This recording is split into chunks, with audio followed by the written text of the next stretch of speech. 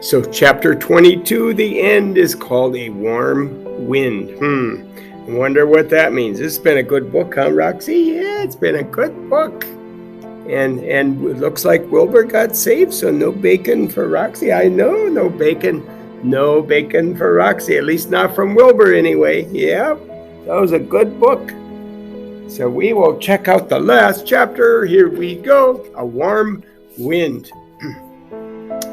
And so Wilbur came home to his beloved manure pile in the barn cellar. His was a strange homecoming. Around his neck he wore a medal of honor, and in his mouth he had a sack of spider eggs. There was no place like home, Wilbur thought, as he placed Charlotte's 514 unborn children carefully in a safe corner. The barn smelled good. His friends, the sheep and the geese, were glad to see him back. The geese gave him a noisy welcome. Congratulations, congratulations, they cried. Nice work. Mr. Zuckerman took the medal from Wilbur's neck and hung it on a nail over the pig pen where visitors could examine it. Wilbur himself would look at it whenever he wanted to. And in the days that followed, he was very happy. He grew to a great size. He was no longer worried about being killed, for he knew that Mr. Zuckerman would keep him for as long as he lived. Wilbur often thought of Charlotte. A few strands of her old web still hung in the doorway, and every day Wilbur would stand and look at the torn, empty web, and a lump would come to his throat. No one had ever had such a friend, so affectionate, so loyal, and so skillful. The autumn days grew shorter, and Lurvy brought the squashes and pumpkins in from the garden and piled them on the barn floor where they wouldn't get nipped on frosty nights. And the maples and the birches turned bright colors, and the wind shook them and they dropped their leaves one by one to the ground. And under the wild apple trees in the pasture, the red little apples lay thick on the ground, and the sheep gnawed at them, and the geese gnawed at them, and the foxes came in the night and sniffed them. One evening, just before Christmas, snow began falling. It covered the house and the barn and the fields and the woods. Wilbur had never seen snow before, and when the morning came and he went out and plowed the drifts in his yard, for the fun of it, Fern and Avery arrived, dragging a sled, and they coasted down the lane and out into the frozen pond in the pasture. Coasting is the most fun there is, said Avery. The most fun there is, retorted Fern, is when the Ferris wheel stops, and Henry and I are in the top car, and Henry makes the car swing, and we can see everything for miles and miles and miles. Goodness, are you still thinking about that old Ferris wheel? Said Avery in disgust. The fair was weeks and weeks ago. I think about it all the time, said Fern, picking snow from her ear. After Christmas, the thermometer dropped to 10 below zero and cold settled on the world. The pasture was bleak and frozen, and the cows stayed in the barn all the time now, except on sunny mornings when they went out and stood in the barnyard in the lee of the straw pile. The sheep stayed near the barn, too, for protection, and when they were thirsty, they ate snow. The geese hung around the barnyard the way the boys hang around the drugstore, and Mr. Zuckerman fed them corn and turnips to keep them cheerful. Many, many, many thanks, they always said when they saw the food coming. Templeton moved indoors when winter came, and his ratty home under the pig trough was too chilly, so he fixed himself a cozy nest in the barn behind the grain bins. He lined it with bits of dirty newspapers and rags, and whenever he found a trinket or a keepsake, he carried it home and stored it there. He continued to visit Wilbur 3 times a day, exactly at mealtime, and Wilbur kept his promise that he had made. Wilbur let the rat eat first, and then when Templeton couldn't hold another mouthful, Wilbur would eat. As a result of the overeating, Templeton grew bigger and fatter than any rat you ever saw. He was gigantic. He was big as a young woodchuck. The old sheep spoke to him about his size one day and said, "You would live longer," said the old sheep, "if you ate less."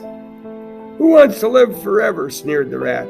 "I'm naturally a heavy eater, and I get untold satisfaction from the pleasures of the feast." He patted his stomach and grinned at the sheep and crept upstairs to lie down. All winter, Wilbur watched over the egg sack as though he was guarding his own children. He scooped out a special place in the manure for the sack next to the board fence, and on very cold nights he lay so that his breath would warm it. For Wilbur, nothing in life was so important as this small round object. Nothing else mattered. Patiently, he awaited the end of winter and the coming of the little spiders. Life is always a rich and steady time when you are waiting for something to happen or to hatch. And the winter ended at last. "I heard the frogs out today," said the old sheep one evening. "Listen, you can hear them now." Wilbur stood still and cocked his ears, and from the pond in a shrill chorus came the voices of hundreds of little frogs. "Springtime," said the old sheep thoughtfully.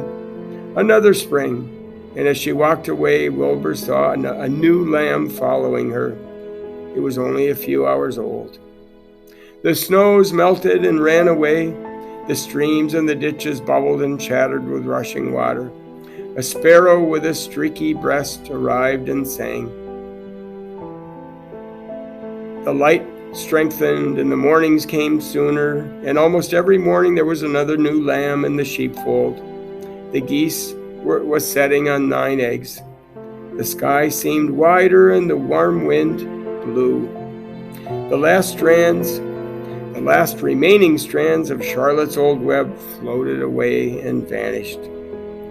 One fine sunny morning after breakfast, Wilbur stood watching the precious sack. He wasn't thinking much. As he stood there, he noticed something move. He stepped closer and stared. A tiny spider crawled from the sack. It was no bigger than a grain of sand, no bigger than the head of a pin. And its body was gray with a black stripe underneath. Its legs were gray and tan. It looked just like Charlotte. Wilbur trembled all over when he saw it. The little spider waved at him, and then Wilbur looked more closely, and 2 more little spiders crawled out and waved, and they climbed round and round on the sack, exploring their new world. Then 3 more little spiders, then 8, then 10.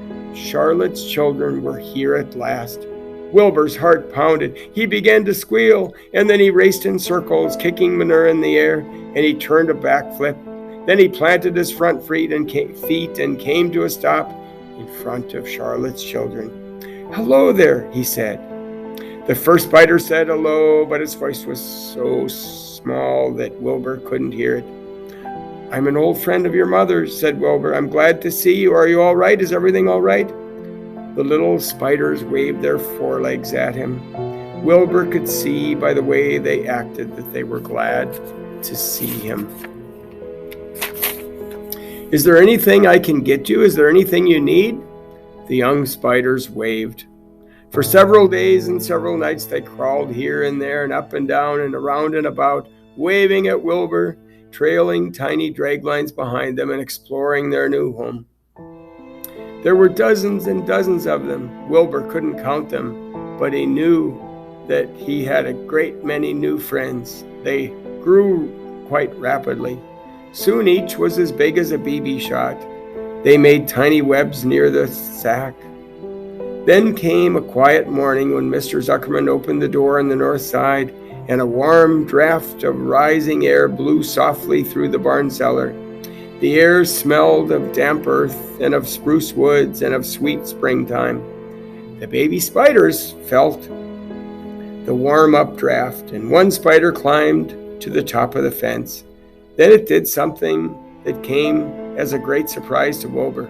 The spider stood on its head, pointed its spinnerets in the air, and let loose a cloud of fine silk.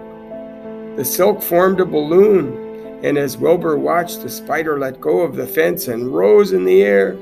"Goodbye," it said as it sailed through the doorway. "Wait a minute," screamed Wilbur. "Where do you think you're going?" But the spider was already out of sight. And then another baby spider crawled to the top of the fence and stood on its head and made a balloon and sailed away. Then another spider, then another, and the air was soon filled with many tiny balloons, each balloon carrying a spider. Wilbur was frantic. Charlotte's babies were disappearing at a great rate. "Come back, children," he cried. "Goodbye," they called. "Goodbye, goodbye." At last, one little spider took time enough to stop and talk to Wilbur before making its balloon. "We're leaving here on the warm updraft. This is our moment for setting forth. We are aeronauts and are going out into the world to make webs for ourselves." "But where?" asked Wilbur. "Wherever the wind takes us, high, low, near, far, east, west, north, south. We take to the breeze, we go as we please." "Are all of you going?" asked Wilbur. "You can't all go. I would be left alone with no friends. Your mother wouldn't want that to happen, I'm sure." The air was so full now of balloonists that the barn cellar looked almost as though a mist had gathered. Balloons by the dozen were rising, circling, drifting away through the door, sailing off on the gentle wind. Cries of "Goodbye, goodbye, goodbye" came weakly to Wilbur's ears. He couldn't bear to watch it anymore. In sorrow, he sank to the ground and closed his eyes. This seemed like the end of the world, to be deserted by Charlotte's children. Wilbur cried himself to sleep. When he woke, it was late afternoon, and he looked at the egg sack. It was empty. He looked into the air. The balloonists were gone. And then he walked drearily to the doorway where Charlotte's web used to be. And he was standing there, thinking of her, when he heard a small voice.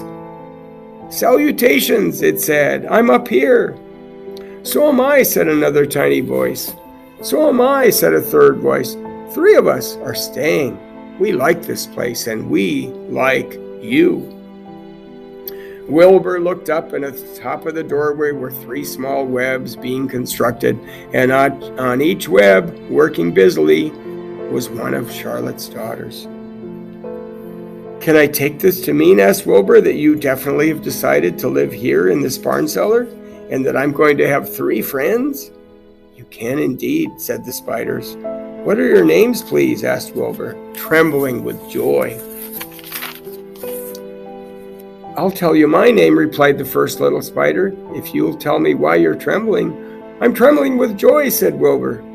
"Then my name is Joy," said the first spider. "That was my mother's middle initial," asked the second spider. "Oh no, what was my mother's middle initial?" asked the second spider. "A," said Wilbur. "Then my name is Urania," said the spider. "How about me?" asked the third spider. "Will you just pick out a nice sensible name for me? Something not too long, not too fancy, and not too dumb?" Wilbur thought hard. "Nellie," he suggested. "Fine, I like that very much," said the third spider. "You may call me Nellie." And she daintily fastened her orb line to the next spoke of the web. Wilbur's heart brimmed with happiness. He felt that he should make a short speech on this very important occasion. "Joy, Urania, Nellie," he began. "Welcome to the barn cellar. You have chosen a hallowed doorway from which you will string your webs. I think it's only fair to tell you that I was devoted to your mother. I owe my very life to her. She was brilliant, beautiful, and loyal to the end, and I will always treasure her memory. To you, her daughters, I pledge my friendship forever and ever." "I pledge mine," said Joy. "I do too," said Urania.